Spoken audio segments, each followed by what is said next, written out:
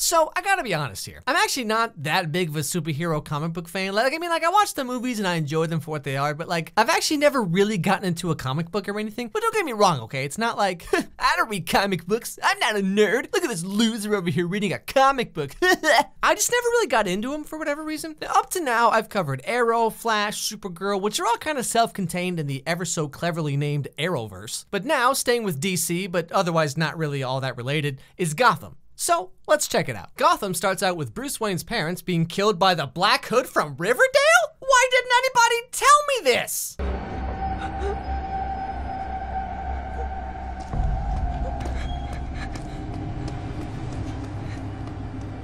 Mom! Mom! Dad! Dad! Bruce, come closer. You're gonna be so rich now. Rosebud. Now after this, we meet James Gordon, the new hotshot police dude, and his incredibly jaded partner, Harvey, who show up to investigate the murder of Bruce Wayne's parents.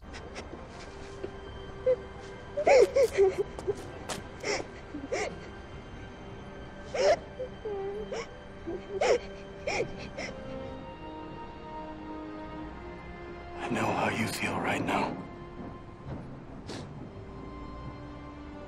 And I promise you, however dark and scary the world might be right now, It's about to get a whole lot worse after they invent social media, so just suck it up, all right? Now, Harvey here is an old seasoned investigator guy who, for whatever reason, doesn't really like James all that much, and he's not too shy about sharing his feelings. She said you were a war hero, and your daddy was a big shot DA back in the olden days. So I have to keep my trap shut and do as I'm told. ouch. Jim, you seem like a nice guy. You wear fedoras. You bought a katana at the mall. You've seen every episode of K-On! Like 4 times. But this is not a city or a job for nice guys. You understand? No. And that's your problem. But what, you think old James Gordon over here is just gonna sit back and take it? Psst, I'm sure he's got a great comeback. You're a cynic. A slovenly, lackadaisical cynic. Oh, so we're just making up words now? Well, you're a... I wasn't prepared for this conversation. Can we just circle back in like 4 days? Without any leads, they use up their last resort and visit a woman named Fish Mooney. Yeah, boy, can you tell this show is based on comic books? Where have you been? Where haven't I been?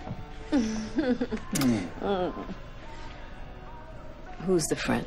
Detective James Gordon, ma'am.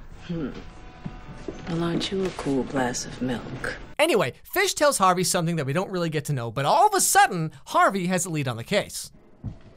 Mario Pepper, we need to talk. Where were you last Saturday night around 9:30? I was here at home. Pearl necklace sound familiar? No. Then I guess you don't mind we, take a look around the place. So Mario here, who is definitely wider than the window, just kind of slips out in like, what, half a second, teleports up to the roof, runs all around the city, and isn't even slightly out of breath. You know, I might not be an expert or anything, but I've seen enough episodes of Cops to know that guys who look like Mario over here, they don't get too far when they try to run. I mean, come on, what, is this a show about superheroes or something?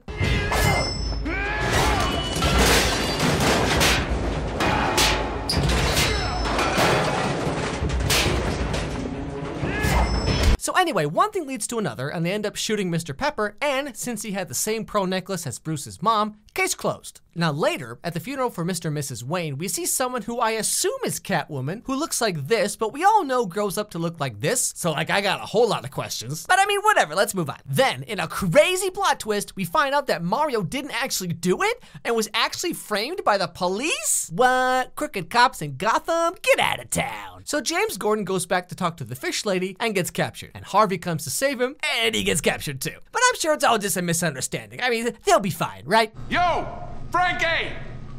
Showtime.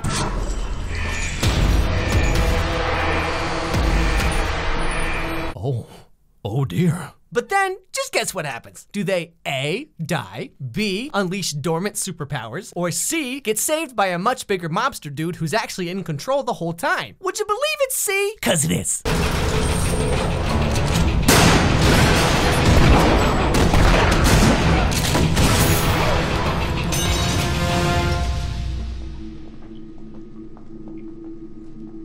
Tom Falcone. Tell Ms. Mooney she's too impetuous. If she wants to kill policemen, she has to ask permission. And then in the end, we find out that this big crime boss guy was allegedly friends with James Gordon's dad, who, we learned earlier in the episode, died in a car accident some time ago. Good to meet you at last, James. I knew your father very well. Best DA this city ever had. Trust me. That's the only reason you're alive now. I know that you own the police department. Probably the mayor. I love this city, but I won't let it fall apart without a fight. You make a life of crime sound very noble. In boca al lupo. Ah, okay, I see we're just making up words again. Hey, let me try. And finally, James tells Bruce that they got the wrong guy, and that he's going to do his best to catch him and all that fluffy stuff. Mario Pepper didn't kill your parents. He was framed by the police department and the mob working together. We killed an innocent man. But we also learned something even more important, okay? Alfred is really annoying. I'm learning to conquer fear. Fear doesn't need conquering. And you think I haven't told him that, do you? Not talking to you, Alfred. You want to just keep it to yourself over there? We killed an innocent man. Right. So, who did it then? I don't know. I see. Starting work there then, mate. Hey, whoa, buddy. One-on-one conversation, okay? Nobody asked you. So I'm asking you to stay silent. Right, well, that's all convenient, isn't it? Alfred! See, even the kid's annoyed with you, man. Can you just shut up? You know, like I said at the beginning of this video, I'm not much of a comic book fan per se. Like, I enjoy these shows, but mainly on a surface level. But as a kid, I used to watch the old Batman animated series. One thing that always stuck with me and is heavily reinforced with this show is that the world of Batman is much more interesting than Batman himself. Like, the city of Gotham itself, the villains, like, they have these kind of cool backstories and, like, personalities and all that. But Batman himself, you know, he's just like, I don't have any parents, harumph, harumph. I mean, this show kind of proves that you can take Batman out of Batman, and it actually might be more interesting in its own way. Although this episode really does just feel like fan service, the show. Sorry, Mom, I agree with that. Oh, it's baby Batman. What else you got? What's nowhere, but everywhere, except where something is. Oh, it's the Riddler, guys. Did you see the Riddler? Hey, Oswald. You want to turn? Yeah. Oh, it's Penguin, guys. It's Penguin. Catwoman. Hi. What's your name? Ivy. Oh my gosh, it's Poison Ivy. I'm literally crying, guys. They referenced all my favorite characters. But you know, as many shows as I've watched, which would you believe is a lot, the premise of this show is by far one of the most interesting. I mean, the show goes on for like 4 seasons and the 5th and final one is starting later this year, so maybe it goes off the rails at some point. In fact, I mean, let's be honest, I'm sure it probably does. But still though, it's a cool idea.